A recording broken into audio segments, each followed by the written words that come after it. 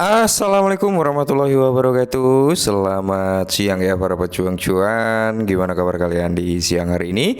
Semoga kalian dalam keadaan sehat semua ya. Dan saya doakan buat kalian sukses semua tentunya. Amin. Mantap jiwa ya. Dan tetap ya kan kawan, secangkir kopi harus selalu ada buat menemani kesempatan di siang hari ini teman-teman ya. Yang dimana kalau kita lihat bersama-sama dari segi market cap, Fahrenheit Index kayak gitu ya teman-teman ya. Untuk kali ini berada di area 2,28 triliun dolar untuk market capnya. Sedangkan kalau kita melihat dari Fahrenheit Index, dia udah berada di bawah level 50 teman-teman, tepatnya berada di area 49 meskipun masih dalam kondisi netral ya. Dan buat teman-teman semua ya, udah kayaknya semingguan lebih ya kita nggak update tentang sektor kripto teman-teman ya, karena memang ada keperluan yang mendesak yang notabene nggak bisa ditinggalin teman-teman. Dan kali ini udah clear urusannya, kita bisa update seperti biasanya kembali teman-teman ya. Oke teman-teman ya, kalau kita melihat dari perkembangan sektor kripto ya, karena udah beberapa satu minggu ini saya nggak mantau gitu teman-teman ya, sempat mantau sekali sih habis itu ya karena ada kesibukan ya. Baru kali ini kita pantau, ternyata Bitcoin udah berada di area 62.000 US dollar ya. Tentunya penurunan daripada Bitcoin ini teman-teman ya mengakibatkan sektor altcoin seperti Ethereum, BNB dan kawan-kawannya pasti mengalami dropping semua teman-teman ya. Nah, jadi sebenarnya di sini ada beberapa hal yang perlu kita antisipasi dan ada beberapa hal pemicu daripada penurunan daripada Bitcoin dan kawan-kawan. Oke, jadi kita bahas satu persatu kali ini teman-teman ya. Kita langsung saja menuju ke pembahasannya ya. Karena kalau kita lihat di sini memang keadaannya ya seperti ini dari sektor kripto ya, dropping seperti ini. Nah, jadi informasi yang pertama teman-teman ya, yang mengakibatkan daripada penurunan Bitcoin ya mungkin dipicu oleh ini juga. Jadi pemerintah Jerman ini jual Bitcoin bernilai sekitar 3,2 triliun dolar. Bukan dolar ya. Ini rupiah teman-teman ya. Jadi pemerintah Jerman itu menjual Bitcoin dengan nilai kurs rupiah teman-teman itu sebesar 3,2 triliun. Wow, gila ya. Makanya di sini kita lihat hari ini kok Bitcoin sampai ke area 62.000 ya kan, padahal sempat kita bahas ya bahwasanya area yang perlu kita antisipasi adalah di area 64.000 something sampai di area 63.000 something ya. Ternyata area 63 nggak mampu memantulkan, hanya meninggalkan shadow-nya aja. Nanti kita cek ya. Jadi pemerintah Jerman mulai menjual sebagian besar Bitcoin yang mereka miliki. Pemerintah Jerman diketahui memiliki Bitcoin bernilai 3 miliar dolar yang didapatkan dari penyitaan situs pembajakan film Movi 2K ya pada tahun 2013 yang dimana kali ini udah mulai merilis ya, masuk ke dalam market. Mungkin seperti itu yang mengakibatkan apa, penurunan daripada Bitcoin kali ini teman-teman ya. Oke, ini informasi yang pertama. Lantas yang perlu kita antisipasi berikutnya apa adalah dari sini. Nah ini teman-teman, ini adalah real chart daripada Bitcoin ya kan. Nah sempat kita antisipasi, kita wanti-wanti bahwasanya area 63.000 something ini bakal kesentuh ya kan. Dan ternyata kesentuh, tapi dia tidak mampu untuk memantulkan harga ke atas. Hanya sedikit perlawanan aja sehingga membuat shadow-nya aja teman-teman ya.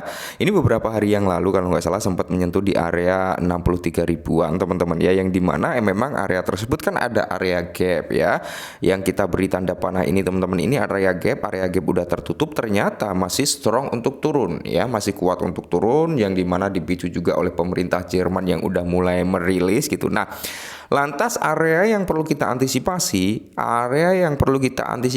adalah di area sini teman-teman ya. Ini sangat-sangat perlu kita antisipasi sebenarnya ya, yaitu di area 59 ribuan teman-teman. Area 59 ribu ini, kalau di area 59 ribu ini nggak mampu menahan daripada Bitcoin, maka kemungkinan besar teman-teman, ini kemungkinan besar kalau area 59 ribu nggak mampu tertahan, maka kemungkinan besar akan turun sampai di range harga sini ya, 54 sampai di area sini 52.200-an atau 52.300-an ya, sampai di area situ teman-teman. Makanya di sini mungkin momentum seperti ini sebelum masuk dalam fase bull run, momentum yang ditunggu-tunggu oleh para pemain kripto yang notabene memang menunggu harga daripada Bitcoin dropping. Cuman untuk sebagian orang tentu mental kena di sini teman-teman, mental kena, apalagi kita beli di pucuk itu semisal ya, pasti di sini udah kalang kabut, apalagi pakai dana panas gitu ya, udah kalang kabut. Kalau pakai dana dingin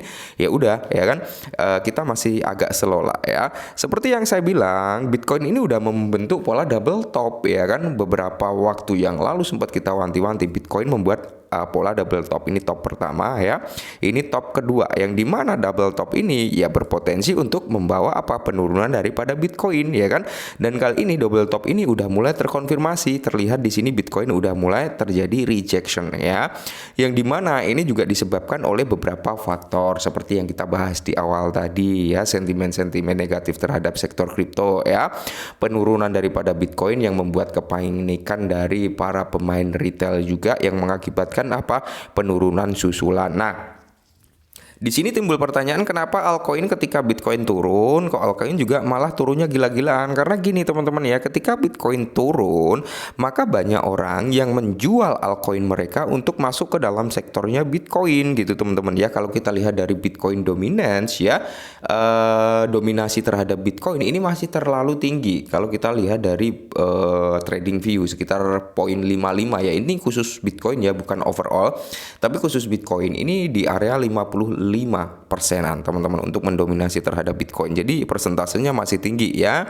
Nah, jadi kalau kalian ingin DCI dari beberapa altcoin teman-teman, kalian bisa masuk ya di area sini ya, ketika Bitcoin menyentuh di area 59 gitu teman-teman ya, 59 atau 58, kalian bisa sedikit open jaring untuk altcoin. Pasti altcoin akan mengalami dropping juga. Terus di sini jangan all in dulu, karena kita masih ada potensi Bitcoin itu sampai di range harga sini teman-teman, di area 52 ribuan ya kan, atau dia akan mengambil shadow-nya di area 53 ribuan gitu ya.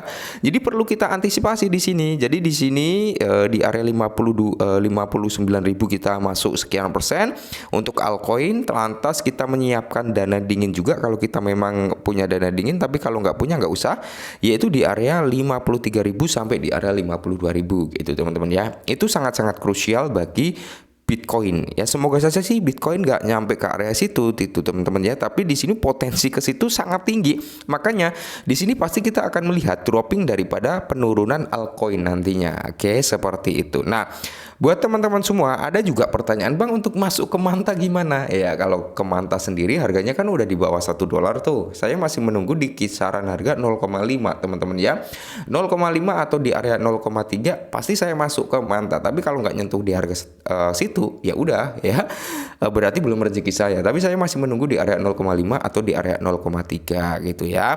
Oke, jadi sedikit informasi yang perlu saya sampaikan adalah ini teman-teman ya, area mana yang notabene bakal tersentuh oleh Bitcoin dan notabene akan membawa dropping terhadap altcoin. Apalagi sektor meme pasti mengalami penurunan yang cukup signifikan. Kalian bisa masuk ke sektor meme yang notabene memiliki progres yang cukup jelas. Ya, kemungkinan besar itu akan membawa persentase kenaikan. Oke, mungkin ini dulu ya. Semoga bermanfaat dan salam cuan.